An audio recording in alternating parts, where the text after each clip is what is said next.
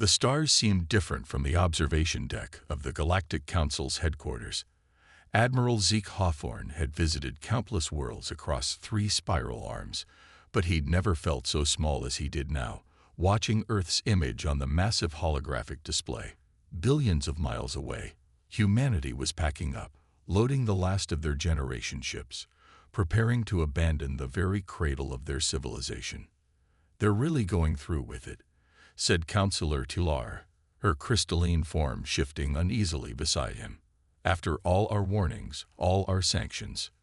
Zeke's jaw tightened. "Did you expect anything less? We've known humans for what, 300 years now? When have they ever backed down from a challenge?" The council chamber buzzed with the representatives of over 2,000 spacefaring species, all gathered to witness what many were calling the greatest act of defiance, or foolishness, in galactic history. Humanity had been warned. The Council's decree had been clear: cease all experimentation with dimensional rifts or face isolation from the galactic community. "Play the transmission again," ordered High Counselor Vexnor, his tentacled appendages rippling with agitation. The central display flickered, and Ambassador Elena Chen's face appeared, her expression a perfect blend of determination and barely concealed contempt. "To the esteemed Galactic Council," she began, her voice steady. "For 10 generations, we've respected your guidance, followed your regulations, and trusted your wisdom. But you've denied us the right to explore the one frontier that might save not just humanity, but all intelligent life from eventual heat death. You claim to protect us, but your fear of the unknown has become a cage." Zeke felt a swell of pride mingled with dread. He'd warned them about humans, about their stubbornness, their reckless innovation. But nobody listened. The transmission continued, showing massive ships rising from Earth's surface, each carrying millions of souls and the sum total of human knowledge and culture. "We aren't asking permission anymore," Chen continued. "We're leaving known space to establish a colony beyond the Sagittarius Arm, where we can pursue our research without interference. We invite any species brave enough to join us." Counselor Drax, the scaled diplomat from Proxima Centauri, hissed softly. "They believe they're saving the galaxy by risking it all. The dimensional breach they're proposing could tear reality apart, or open doorways to infinite energy and space," Zeke countered. "That's the thing about humans. They see possibilities where we see only danger." The final ships were launching now, Earth's surface gleaming with the lights of those left to dismantle what remained. Not everyone had chosen to leave, just the scientists, the dreamers, the rebels. The chamber fell silent as Ambassador Chen delivered her final words. "You say it's too late to fix our relationship, that we've gone too far. Maybe you're right, but we'd rather try and fail than wonder what might have been. This isn't goodbye. It's just until we meet again, either as the fools you predicted or the saviors no one expected." As the transmission ended, every eye in the chamber turned to Zeke, the only human representative remaining on the council. "Admiral Hawthorne," Vexenor's voice echoed across the chamber. "Your species has made their choice. Now you must make yours. Where does your loyalty lie?" Zeke stared at the disappearing ships, feeling the weight of 2 civilizations on his shoulders. His answer would change everything. Zeke's fingers tightened around the railing as every alien gaze bore into him. The chamber's silence was deafening, broken only by the soft hum of life support systems and the occasional crystalline chime of Tilar's nervous movements. "My loyalty," he began slowly, "has always been to peace between worlds. That hasn't changed." Vexenor's primary eye narrowed. "That is not an answer, Admiral. It's the only one I can give right now." Zeke straightened his uniform's collar, a habit from his military days. "Humanity isn't trying to start a war. They're exercising their right to scientific pursuit." "Scientific pursuit?" Counselor Drax slammed a scaled fist against his console. "They're tampering with the fabric of existence. The dimensional breach they seek could collapse not just their corner of the galaxy, but potentially create a cascade failure across multiple star systems. A holographic display shifted to technical schematics, images stolen from Earth's research facilities showing the proposed dimensional gateway. The Council had spies everywhere. That hadn't changed in 3 centuries of galactic politics.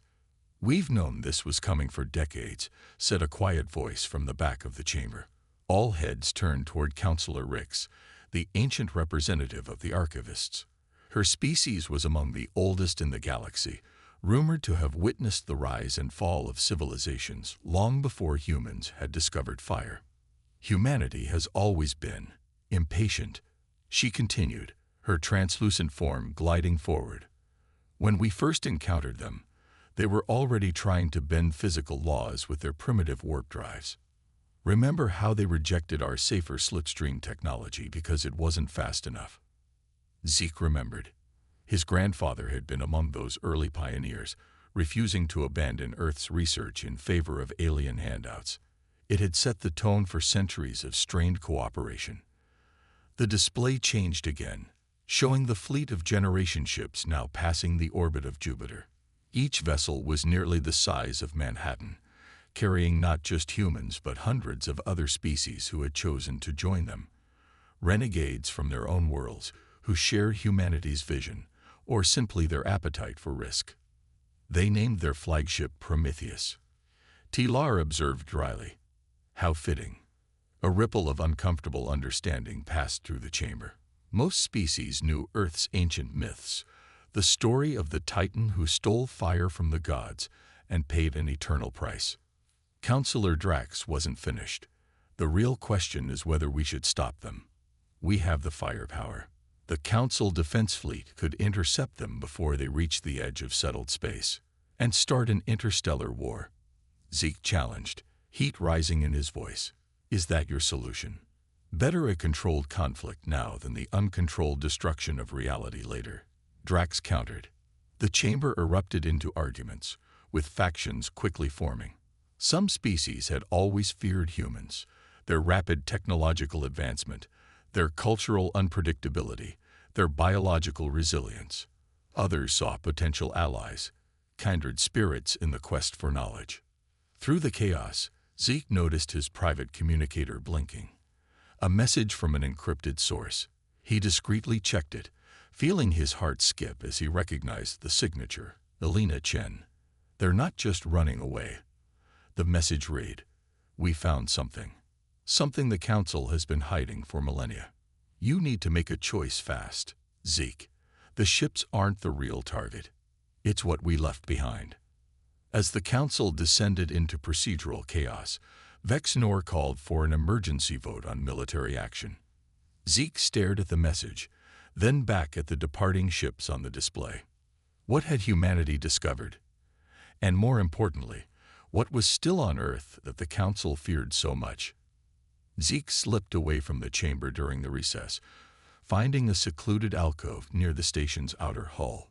Through the transparent aluminum viewport, he could see the endless void of space, a void that suddenly seemed less empty and more threatening than ever before.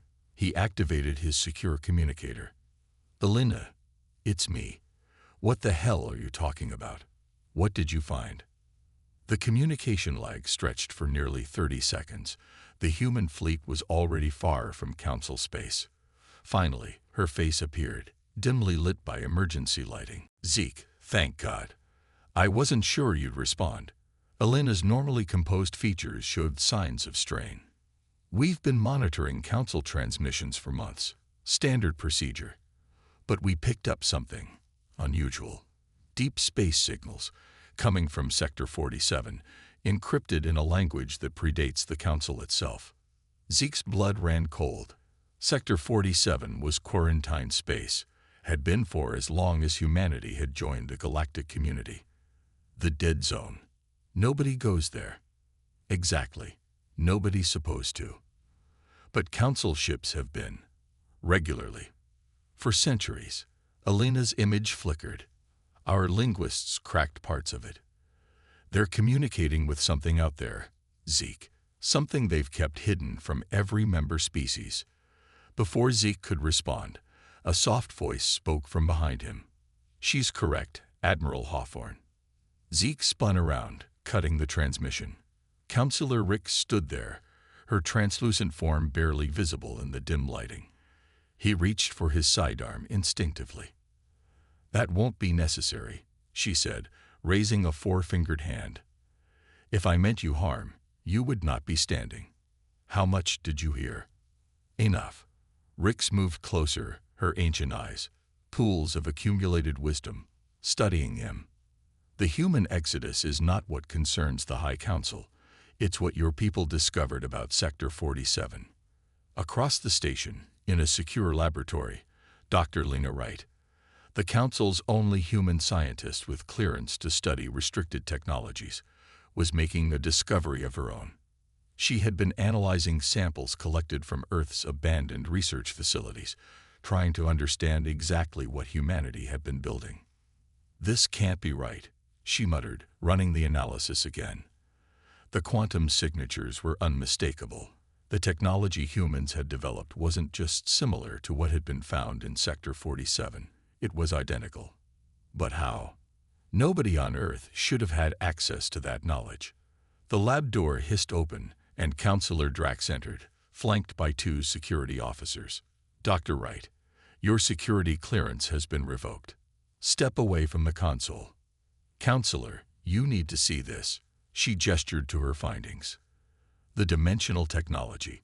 It's not human in origin. Someone gave it to us." Drax's scales flushed a deep crimson. "That information is classified beyond your authorization. Seize her," he ordered the guards. Meanwhile, aboard the Prometheus, Captain Jack Reeves was facing a crisis of his own. 3 of the ship's massive engines had failed simultaneously, and the life support systems were showing signs of sabotage.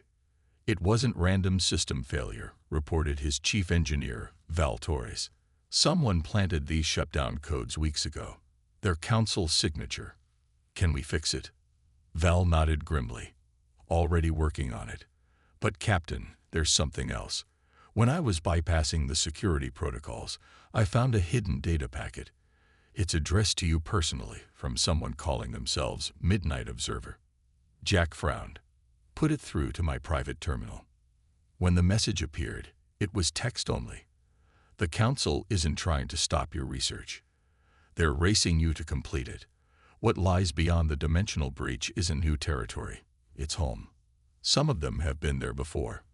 Back at the Council station, Zeke listened intently as Rix revealed truths that had been hidden for millennia. "The first species to achieve dimensional travel weren't from this galaxy at all," she explained. "They crossed over eons ago, finding our reality more hospitable than their own.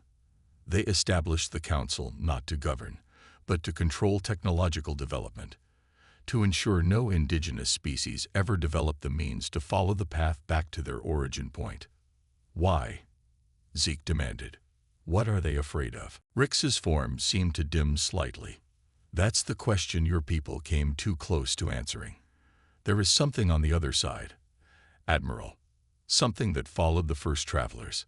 Something they've been hiding from ever since." Before she could continue, alarms blared throughout the station. The Council chamber's emergency doors sealed shut. "Proximity alert," announced the station's eye. "Unidentified vessels approaching. They do not match any known configuration." Rick's expression shifted to one of genuine fear. "They found us." "Who?" Zeke demanded, gripping her translucent arm. "Who's found us?" The ancient archivist looked toward the viewport, where shadows were beginning to eclipse the stars. "The reason your people needed to leave. The reason the Council watched and did nothing." Her voice dropped to a whisper. "The Harvesters. And now it's too late for any of us." The Council station shuddered as proximity weapons fired automatically, blue-white energy lancing out toward the approaching vessels. Zeke watched in horror as the defensive beams simply vanished into the hulls of the strange ships, absorbed rather than deflected. "We need to get to the Central Command," he said, pulling Rix toward the emergency transit tubes. "If those are really the Harvesters, the Council needs to know everything right now." "They already know," Rix replied, her voice unnaturally calm. "Why do you think they've been preparing for so long? The quarantine around Sector 47 was never to keep people out. It was to contain what was coming through. Throughout the station, panic spread like wildfire. Species that had maintained peaceful relations for centuries now pushed and shoved for access to escape pods and emergency vessels. The Galactic Council, the supposed pinnacle of cooperative civilization, was collapsing into chaos within minutes. In the secured lab, Dr. Lena Wright fought against her restraints. The security guards had cuffed her to a support beam before rushing off to respond to the alarm. Whatever was happening outside was drawing all attention away from her. "Typical," she muttered, twisting her wrist painfully to reach the small tool hidden in her sleeve. Years working in council space had taught her never to trust alien security measures completely. The handcuffs clicked open, and she immediately rushed to the console, downloading everything she could about the dimensional technology. The data confirmed her suspicions. The breakthrough humans had supposedly made wasn't a breakthrough at all. It was a rediscovery of something ancient, something the Council had buried deliberately. Her console pinged with an incoming transmission, encrypted, but with Admiral Hawthorne's signature. "Lena, it's Zeke. Whatever you're doing, stop and listen.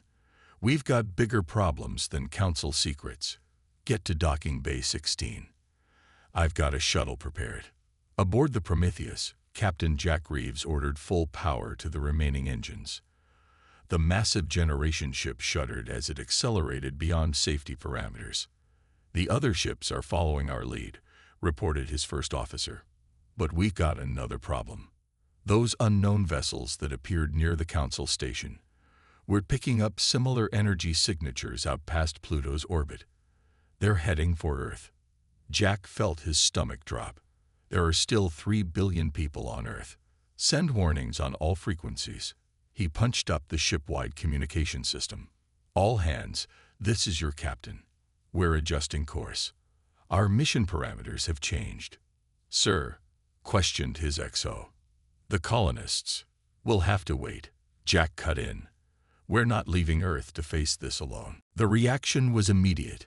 Throughout the massive ship, humans and their alien allies who had chosen to join the Exodus felt a shift in purpose. They hadn't left to abandon their home, but to find a solution. And now that home was in imminent danger.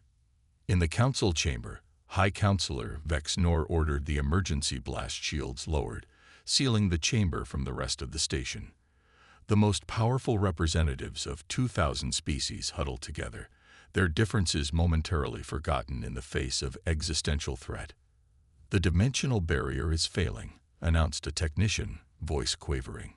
"Multiple breach points detected across 3 sectors." "It was inevitable," said Counselor Drax bitterly. "Once the humans began their experiments, it weakened the walls we've maintained for millennia." "That's a lie," came a voice from the entrance. Heads turned as Zeke forced his way into the chamber, Counselor Rix gliding beside him. "The barrier was already failing. That's why you've been making trips to Sector 47. You've been trying to repair it." Vexenor's appendages rippled in agitation. "Admiral Hawthorne, you have no authority." "Shut up," Zeke snapped, activating a holographic projector. The image of Elena Chen appeared, her face grim but determined. "Counselors, I'm transmitting from Earth, the homeworld you thought we abandoned." Her image flickered as she gestured to what appeared to be an underground facility. "We didn't leave because we gave up on your rules. We left because we discovered your lies." The camera panned to reveal an enormous structure, a dimensional gate far larger than anything humanity had been accused of building. "This isn't ours," Elena continued. "This has been here for at least 15,000 years, buried under the Antarctic ice. Your people built it. And according to the data we've uncovered, you built it as an escape route." Counselor Rix moved forward, her ancient form seeming to grow more substantial with each passing moment. "The time for secrets has ended. Tell them, Vex Nor. Tell them what the founders really were." The High Counselor's massive form seemed to deflate. "Refugees," he finally admitted. "The founders of the Council were refugees, fleeing across dimensions from the Harvesters. We sealed the pathways behind us, established the Council to prevent any technology that might reopen those pathways. But the seals were always temporary, Rix added. And now they're failing everywhere at once. Dr. Lena Wright burst into the chamber, security alarms blaring behind her. It's worse than that, she gasped, connecting her data pad to the central display. The dimensional technology humans were developing. It wasn't just similar to ancient tech, it was being guided. Someone wanted us to break through. The chamber fell silent as the implications sank in. Somewhere in the darkness between realities, something had been influencing human development, pushing them toward reopening the pathways. The station shook violently as something massive collided with the outer hull. Emergency systems wailed, and gravity fluctuated. Through the chamber's viewports, they could see the first of the harvester ships attaching itself to the station, its surface rippling like liquid metal as it began to bore through the reinforced hull. "They're coming through," whispered Vexnor. At that moment, every communication system in the chamber activated simultaneously, broadcasting on all frequencies. A new voice, neither human nor any known council species, echoed through the chamber. "We have waited. We have watched. We have hungered. Your barriers are fallen. Your worlds are open. There is nowhere left to run." As the council representatives recoiled in horror, Zeke's communicator lit up with a priority message from Earth. It was Elena again, but this time her expression was different. Not defeated, but fiercely determined. "Zeke, we've activated the Antarctic Gate. It wasn't an escape route. It's a weapon. But we need the access codes from the Council archives to target it properly. Without them, we'll destroy everything on both sides." All eyes in the chamber turned to Rix, the ancient archivist who had guarded the Council's deepest secrets for centuries. She looked from the terrified councilors to the human admiral, then to the harvester ship now breaking through the station's hull. "There's something you should know about the weapon," she said softly. "Someone must stay behind to calibrate. Someone with direct Council authorization. The targeting system requires a sacrifice." "I'll do it," Zeke said without hesitation, stepping forward as the station shuttered again. "Give me the codes." Rix's ancient eyes studied him. "You understand what this means. The calibration requires a conscious mind to guide the dimensional energy. There's no coming back." "I understand," he replied. "Now hurry." As Rix transferred the ancient access codes to his personal device, the Council chamber erupted in chaos. The first of the harvesters had breached the outer defenses, their forms defying description, shifting masses of darkness that seemed to consume light itself. "Get everyone to the emergency vessels," Zeke ordered Dr. Wright. "I'll transmit the codes to Elena and buy you time." Lena grabbed his arm. "This isn't just about humans anymore, is it?" He shook his head. It never was. Across millions of miles, aboard the Prometheus, Captain Jack Reeves watched as his massive fleet turned back toward Earth. The ship's communication officer called out, "Sir, transmission from the Council station. It's Admiral Hawthorne." Zeke's face appeared on the main display, calm despite the alarms blaring behind him. "Captain, I'm sending targeting data for the Antarctic Gate. Get this to Elena Chen immediately. And Jack, get as many ships as you can beyond the Jupiter line. The blast radius will extend throughout the inner solar system." "What about Earth?" Jack demanded. "Some sacrifices can't be avoided," Zeke answered grimly. "But 3 billion people are still a hell of a lot more than none." On Earth, Elena Chen stood before the massive Antarctic Gate, its ancient architecture humming with power long dormant. When her console chimed with the incoming codes, she felt a moment of pure clarity. "Zeke sent the targeting data," she announced to her team. "Start the evacuation. We have 30 minutes. "But half the planet is still here," protested her chief engineer. "And the harvesters will be here in 15, she countered. "We've already loaded everyone we could onto suborbital transports. It's now or never." As the dimensional weapon began its activation sequence, Millions of emergency vessels lifted from Earth's surface, a desperate exodus unlike anything in human history. In the council chamber, Zeke stood alone before the advancing harvesters, his communicator open to Elena's channel. "The council has evacuated," he reported. "How's it looking down there?" "Energy levels rising," she replied. "Zeke, there has to be another way." He smiled sadly. "We both know there isn't. The targeting system needs someone to guide it from this end too. The harvesters opened multiple breaches. They all need to be closed simultaneously." Around him, the darkness crept closer, consuming everything it touched. Council members who hadn't escaped quickly enough simply ceased to exist, their matter converted to energy that seemed to feed the invaders. "Tell me what you found," he said suddenly. "What was so important that humanity had to leave?" Elena's voice softened. "Hope, Zeke. We found hope. The dimensional barriers don't just separate us from the harvesters, they separate us from infinite other realities too. Some better, some worse. This isn't the end of everything. It's the end of one chapter." As the weapon reached critical power, Zeke placed his hands on the Council's ancient control matrix. Light flowed through his fingers, up his arms, connecting him directly to the targeting system. "Give him hell in the next reality, Elena," he said. "We will," she promised. "Humanity always finds a way." The Antarctic gate erupted with blinding energy, connecting to every dimensional breach the harvesters had forced open. For a brief moment, the barriers between worlds became visible, gossamer veils of possibility stretching across the cosmos. And then they slammed shut. The harvester ships vanished as if they had never existed. The council station, along with Admiral Zeke Hawthorne, disappeared in a flash of pure light. Earth's surface glowed briefly as the dimensional energies recalibrated reality itself. 1 year later, humanity's survivors gathered on Mars, their new temporary home as the Earth slowly healed. Captain Jack Reeves, now leading what remained of the human government, stood before the assembled crowd. "Today we remember those who gave everything," he said, "but today we also look forward. The council has been reformed, with new leadership and new purpose. No more secrets, no more hiding."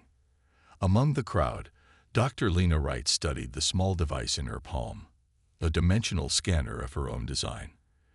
It had taken months to perfect, but now it was picking up faint signals, echoes from beyond the sealed barriers. "They're still out there," she whispered to herself. "Other worlds, other possibilities."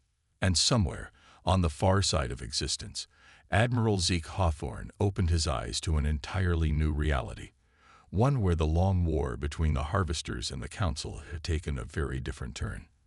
The universe, it seemed, wasn't finished with humanity just yet.